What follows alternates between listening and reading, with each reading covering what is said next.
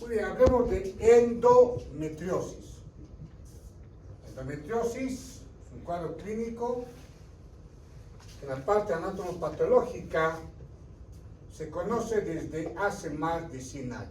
Fue Censo quien describió esta patología y se caracteriza por la presencia de tejido similar al del endometrio fuera de la cavidad uterina.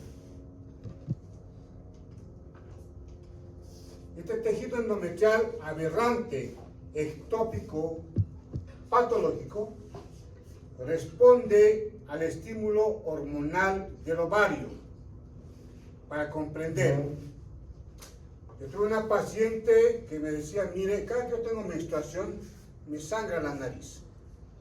Presentaba un foco endometriósico en mucosa nasal. Otra paciente me mostró acá en su antebrazo, me dijo, mire, acá tengo un lunar y cada que tengo menstruación se enrojece. El tejido endometriósico, un endometrioma, tejido de endometriosis fuera de la cavidad uterina. Y entonces, al responder a este estímulo hormonal de ovario, es que va a tener un evento cíclico, como ocurre en el endometrio de la cavidad uterina. La endometriosis puede estar presente dependiendo su localización y teniendo relación o no con el endometrio directamente. Es una endometriosis interna cuando se encuentra en la pared del útero, cuando el endometrio tiene la capacidad de invadir al miometrio, ¿sí? Y entonces es una endometriosis interna en la pared uterina a nivel del miometrio, es una endometriosis interna. Y la externa fuera del útero. Siendo esta última la más frecuente, hablemos de endometriosis externa. Y aquí es importante señalar que no se localiza con más frecuencia a nivel de ovarios. Por lo tanto, se manifiesta a nivel de ovarios con nódulos o quistes en la superficie ovárica, los quistes achocolatados de ovario, que paulatinamente van destruyendo la estructura ovárica, van destruyendo el estroma ovárico. Estos quistes endometriales, porque al final son tejido endometrial, son tejidos de endometrio aberrante fuera de la cavidad uterina, son achocolatados, pueden destruir el ovario y habitualmente son unilaterales, aunque obviamente, al decir generalmente, puede también existir un evento bilateral. La conducta consiste en un fenómeno que bien conocemos. ¿Qué hormona estimula al endometrio en su proliferación? El estrógeno. Entonces, ¿qué debo hacer? Bloquear al estrógeno. Y eso significa uso de progestágenos o al final la conducta es quirúrgica. Pero es lamentable cuando la conducta es quirúrgica. ¿Por qué?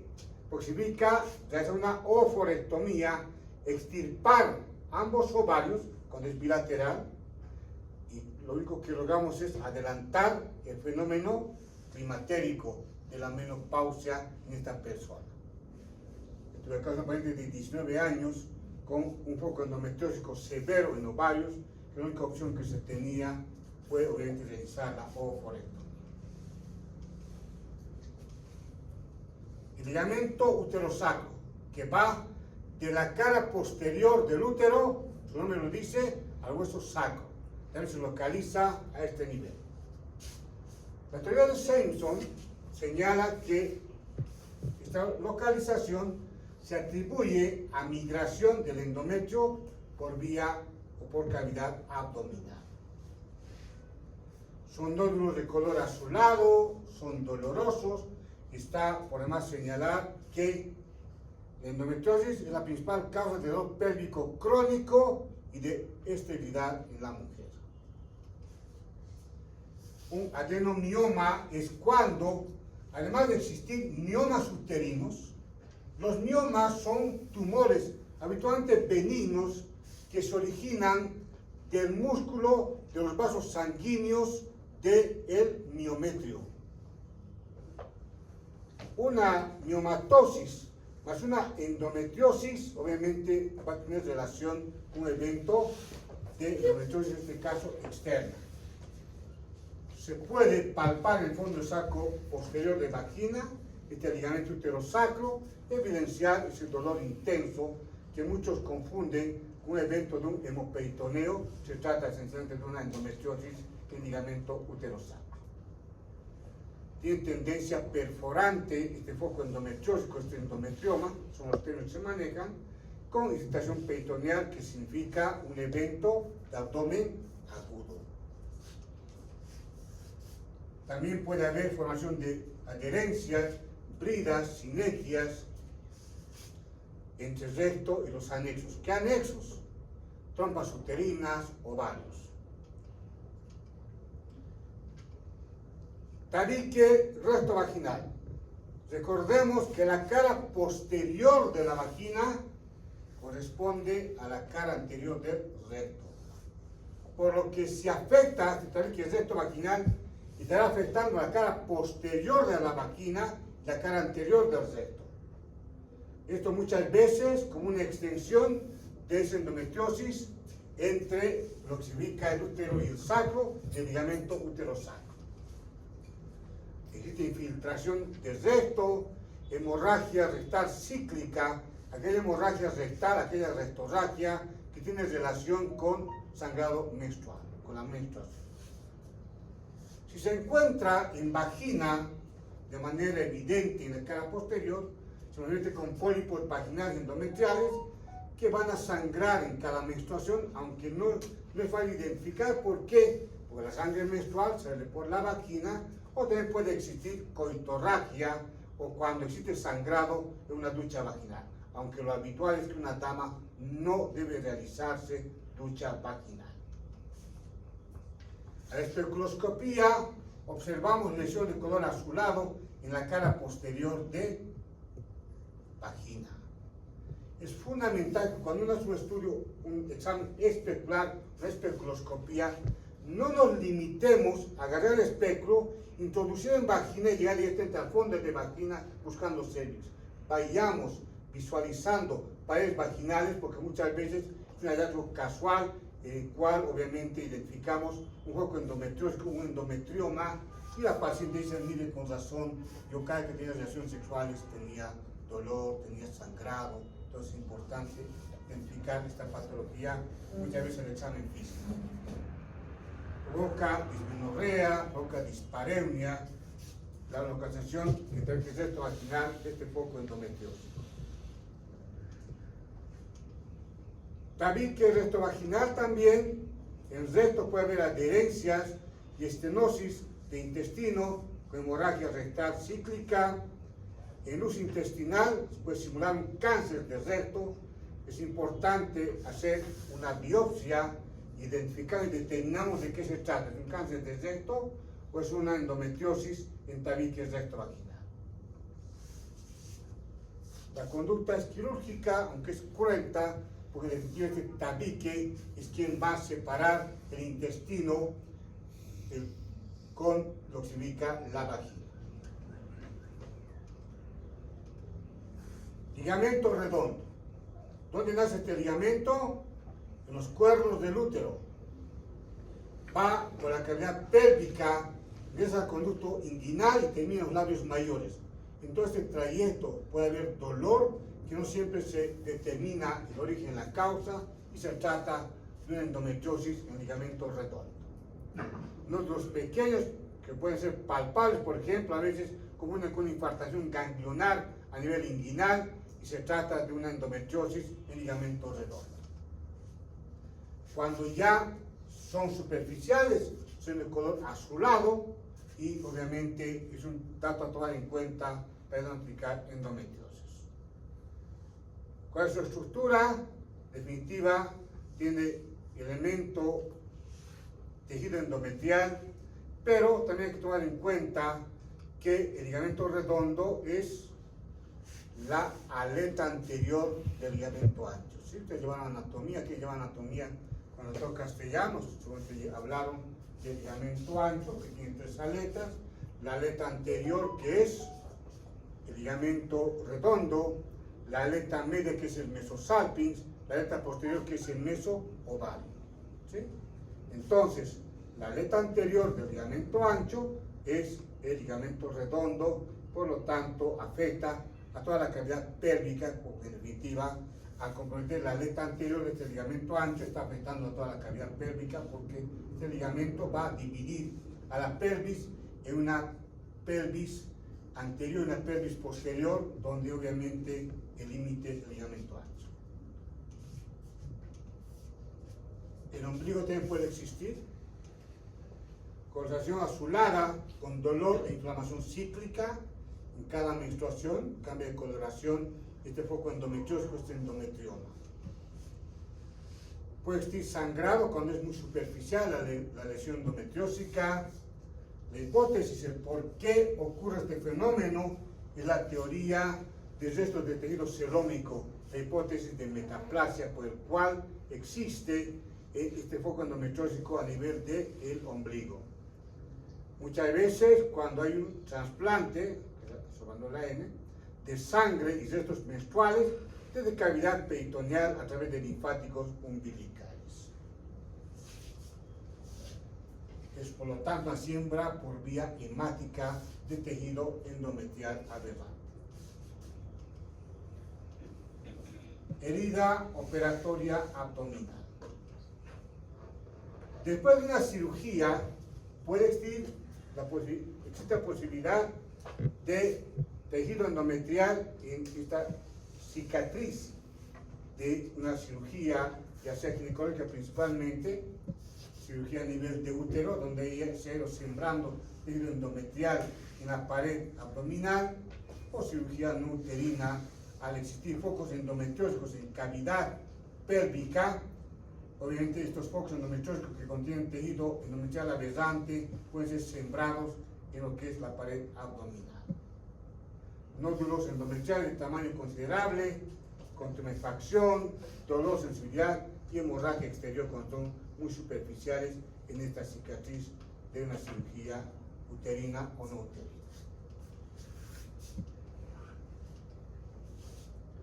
También puede haber en cuello uterino un tejido endometrial.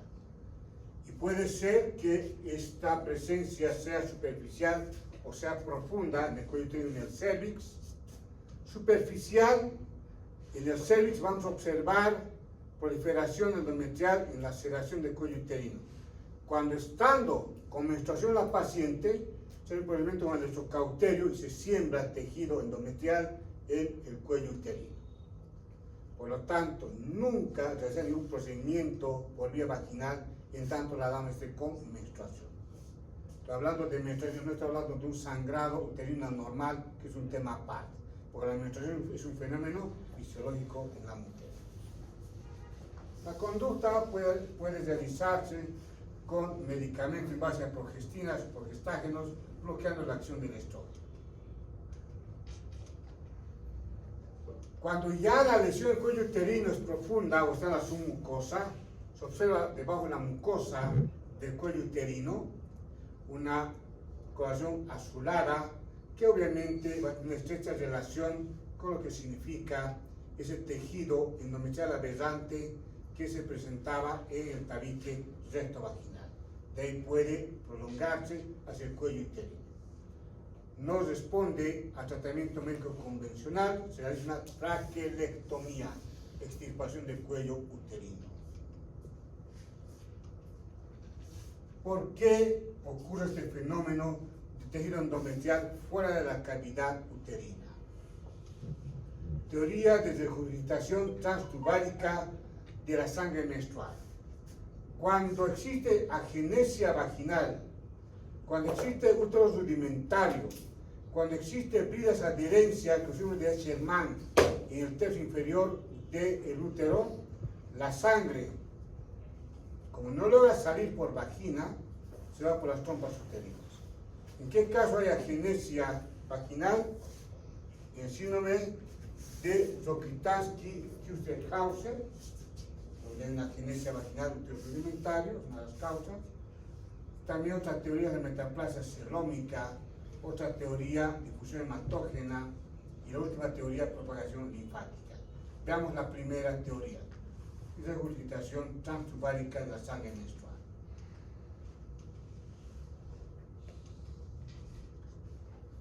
Se escribió hace 105 años atrás, pues Simpson que lo hizo, y se señala que hay siempre tejido endometrial una menstruación retrógrada que va de cavidad uterina hacia las trompas uterinas, ¿sí? Y son las principales teorías que explican la presencia de tejido endometrial aberrante o ectópico a nivel de los ovarios principalmente. Malformación congénita, lo que les mencionaba, agenesia vaginal, sidequias, bridas adherencias a nivel del tercio inferior del útero, y esta teoría es la que sustenta la presencia de tejido endometrial endometriósico aberrante en ovario. Pero la segunda teoría señala, la teoría de metaplasia celómica señala que la menstruación retrógrada no podría existir, porque para esta teoría el tejido necrótico, que es el tejido de la capa funcional del endometrio, no se reimplanta. El movimiento de los cilios de las trompas uterinas dificultaría el paso retrógrado de sangre menstrual. La sangre no podría ir de cavidad uterina hacia las fimbrias, hacia cavidad pélvica. Lo que sí señala esta teoría, que hay una transformación de endometrio debido a restos celómicos, entre comillas, inertes dormidos, que se activan a partir de la función hormonal. ¿Una pregunta hasta aquí? Digamos. Difusión hematógena. Siembras por esta teoría en pulmones, mucosa nasal, antebrazo. La última teoría de propagación linfática. Halban señala, tejido endometrial aberrante penetra en vasos linfáticos uterinos durante la menstruación. Hay invasión del tejido endometrial y entonces esto es más frecuente en pacientes en edad fértil, cuando existe ese fenómeno de la menstruación. Muy bien. Endometriosis externa hasta ahí. Vamos con endometriosis interna. ¿Dónde se localiza este foco endometriósico? En el miometrio, en la estructura muscular del útero. ¿Por qué ocurre esta presencia de tejido endometrial en el músculo uterino? La vía linfática es una teoría que explica este fenómeno. Los restos celómicos señalan que el conducto de Wolff primitivo por estímulo estrogénico inicia su diferenciación y eso determina la presencia de focos endometriósicos, endometriomas en pared uterina. Por lo tanto, se ha demostrado que el endometrio tiene la capacidad de invadir, de penetrar al miometrio. ¿Cómo se manifiesta la endometriosis interna? Nódulos pequeños en el miometrio que determinan que aumento de volumen, engrosamiento de la pared uterina, Habitualmente es un hallazgo anatomopatológico por ser asintomático. Muchas veces se confunde con una miomatosis uterina y se trata de una adenomiosis. ¿Qué es adenomiosis? La presencia de tejido endometrial en pared uterina. Es la endometriosis interna, la adenomiosis. Habitualmente el útero tiene la superficie lisa, pero cuando hay una endometriosis interna, tiene pliegues la pared uterina, denominándose útero en acordeón.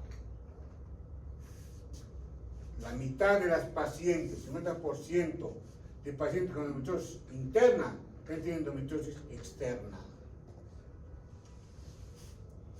La única diferenciación, ¿cómo se puede determinar si es tejido miometrial o tejido endometrial la que aumenta el volumen del útero? Pues estudio anatomopatológico. La conducta, en endometriosis externa recurrimos, la primera opción, embarazo.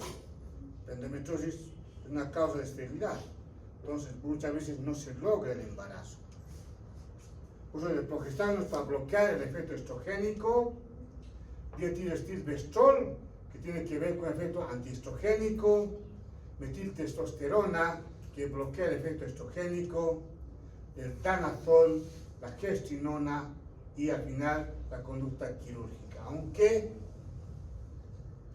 cuando se realiza la planificación de una cirugía de una endometriosis, se habla de una cirugía pélvica, que no se limita, no se circunscribe solo al útero, a veces compromete a vejiga, recto, por lo que la conducta es una cirugía pélvica, con equipo quirúrgico multidisciplinario, el urólogo, el ginecólogo, un cirujano que tenga que resolver, por ejemplo, el cirujano en la parte de intestino, por ejemplo, urólogo la parte de vejiga, y luego la parte de genital, principalmente el útero. Si no extirpas todos los focos endometriósicos, tocaste el avispero. La endometriosis va a proliferar más rápidamente. Por lo tanto, la conducta, progestágenos, inicialmente, tratamiento en base a medicamentos. Dietilestilbestrol es otra opción. Metiltestosterona es otra opción de tratamiento. Y el danazol, son más de 50 años que el danazol se maneja en el mundo con buenos resultados, inclusive en la actualidad. Es un andrógeno sintético débil, derivado isoxazol, 17 alfa, etiltestosterona, la testosterona, es un efecto antiestrogénico, causa atrofia del endometrio y desaparecen focos endometriósicos. No se utilizan en el embarazo, son focos endometriósicos que muchas veces se identifica en una visualización laparoscópica, entonces son focos endometriósicos en cavidad pélvica. Tratamiento con danazol de 6 a 9 meses, 800 miligramos por día es la dosis que se maneja de danazol. ¿En qué casos no danazol? En pacientes que tienen hemorragia uterina de origen desconocido, nefropatías, hepatopatías, embarazo, sangrado por pezón. Tomar en cuenta que la presencia de sangre por pezón es sinónimo de cáncer de mama. El cáncer de mama más frecuente es el cáncer de los conductos galactóforos. Entonces, que a una dama le salga líquido por el pezón sin estar en etapa de lactancia, requiere estudio, mucho más si sale sangre por el pezón.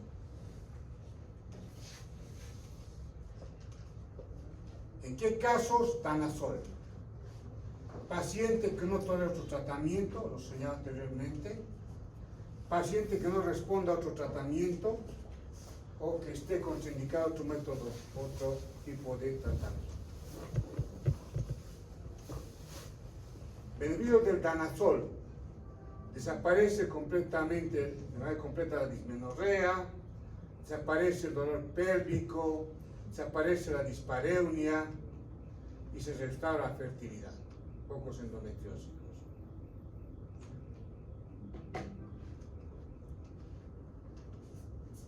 Gestrinona, esteroide antiestrógeno de antiprogesterona de grado 19 de testosterona, tiene efecto similar al danazol, que va a hacer bloquear a nivel de hipófisis la liberación de hormona folículo estimulante, hormona luteinizante, y eso va a frenar, va a bloquear la secreción de estrógeno principalmente y también, por lógica, de progesterona. Esto que va a determinar que no exista maduración de los folículos y a partir de esta situación no existe ese ciclo menstrual que ocurre de manera fisiológica. Y si nada resulta, conducta quirúrgica ya se adelantaba. Paciente menor de 35 años, que aún no tiene paridad satisfecha, que todavía planifica tener embarazos, habrá que tomar una conducta conservadora en base a medicamentos. Paciente de 35 años, que ya con paridad satisfecha, de repente ya la conducta sea quirúrgica o recurrir a radioterapia para, obviamente, destruir todos los focos endometriósicos, y esto cuando ya el paciente no requiera tener hijos, porque no tolera otro tratamiento y que no acepte someterse a cirugía. Muy bien.